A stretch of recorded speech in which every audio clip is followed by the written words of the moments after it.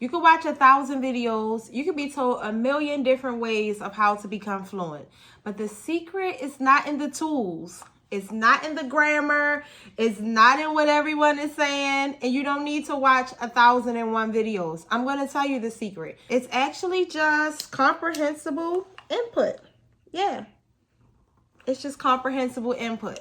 So I'm going to tell you all the secrets that no one told me. Make sure you stay to the end, because without doing the last thing, you will take the long, dreary, tiresome road that I took towards fluency. You don't want to take that road. Comprehensible inputs is pretty much receiving inputs from your target language. So outputs would be me speaking. Inputs would be you receiving information. Okay, so here's why comprehensible input is the secret. It's because our brain needs to wire a new program. Stay with me. Let me tell you how. Don't you know how in English, we already have these relationships with words in English? Like, let's use words for an example. The word word. How many times, now I want you to really think about this really quick. How many times have you heard the word word in your life? A lot. I mean, from the time you were in elementary school and they were telling you what words were, how to pronounce words, how to spell words, you have a program in your brain about the word words. I know that's a crazy example I just thought up off the top of my head, but we're going to roll with it, right? You know, when you hear it, it's nothing to think about. You have a program in your brain for words. But when I say palabras, how did that feel? Did you feel the difference? Like palabras, did it mean something? Did you immediately say, oh, words in Spanish? Or did you have a pause? Is your brain trying to figure it out? And so that's what happens when you don't have enough comprehensible input. Your brain have not wired a program for a different language. Your brain is not thinking in that language because it does not have enough evidence of that language. Do that make sense? The next important thing is your ears need to build a relationship with the language. If someone says something mean to you in English, because you are so familiar with the program of the words of English, you actually could start feeling something in your body. Like, imagine someone coming here right now, interrupting my video and start yelling at me. Like, my heartbeat would start beating fast, and I will understand immediately what they're yelling. I would immediately be offended. I would immediately be ready to protect myself, okay, first and foremost. But I would immediately go through all of these emotions because of the story that I have with the language of English, because of the relationship I have with the words. Well, when you hear Spanish words, nothing is happening. No relationship. It's no relationship. If you don't build a relationship with a language, if you don't listen to the language and start building that program in your mind, you don't have a relationship. You're like a side chick that don't know that you're a side chick. You think you learning Spanish, you think you're doing this and doing that, but you're not listening to the language, right? So comprehensible inputs actually give you that. It actually gives you the relationship. If you are enjoying this video so far, go ahead and hit that like button. The next reason comprehensible input drives you right onto fluency is because of movement and culture. Can you feel what kind of person I am, right? From my movements, from my excitement about Spanish. You know, you probably could tell that girl be hyped up.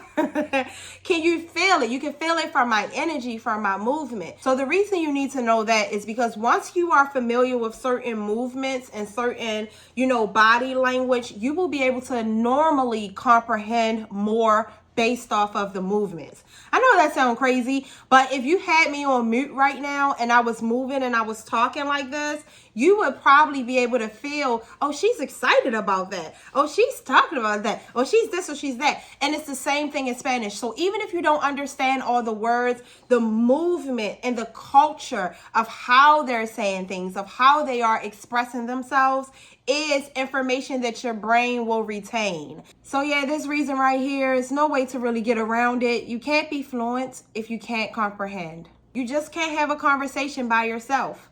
So no matter how well you speak in Spanish, if you cannot comprehend their answers, my friend, you are back at square one. So my advice to you would be, don't waste a lot of time, overly studying grammar and this and that. Make sure you can understand. So when you're actually having that conversation for the work that you've been putting in, you know what they say when they respond back.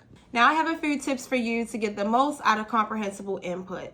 But before I give them to you, if you are enjoying my vibe and want to speak Spanish with me and some really cool learners and some native Spanish speakers, the information will be in the description. So let me go ahead and give you these few tips so that you can get the most out of comprehensible input. Tip number 1 is when you watch something, watch it. We do not watch things anymore. We put stuff on the TV and we stroll on our phone. We're checking our email. We're cooking. We're doing this. We're doing that.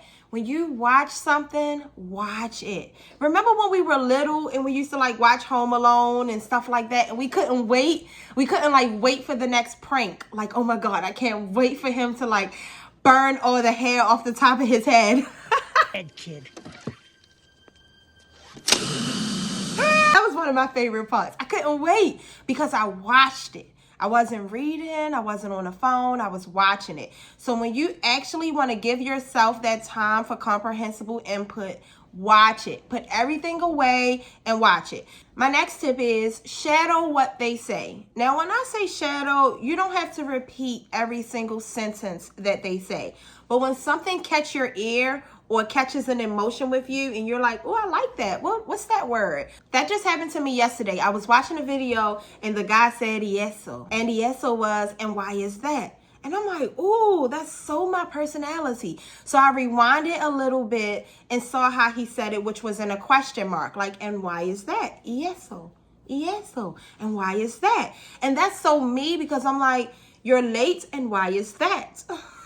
You want some money and why is that? Y eso. Y eso. I love it. And now that I just told you about it, you just made a story in your brain that y eso is why is that. Now you're going to relate that with me like I related with him. I always tell you guys, create a story around the words that you're learning. And you'll never forget y eso. And why is that? My third tip is do not watch a video without knowing the context. So before you watch something, make sure you know the context of the video. Don't just play random videos or watch random episodes on Netflix.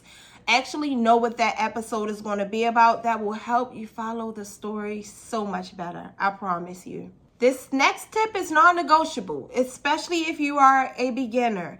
I would recommend that you start with Dreaming Spanish. They have beginner content that you can actually follow along with. I'm going to make an entire video about Dreaming Spanish. It deserves it. But if you want to start using comprehensible input right now, check this video out right here with me and Carlos as we speak Spanglish.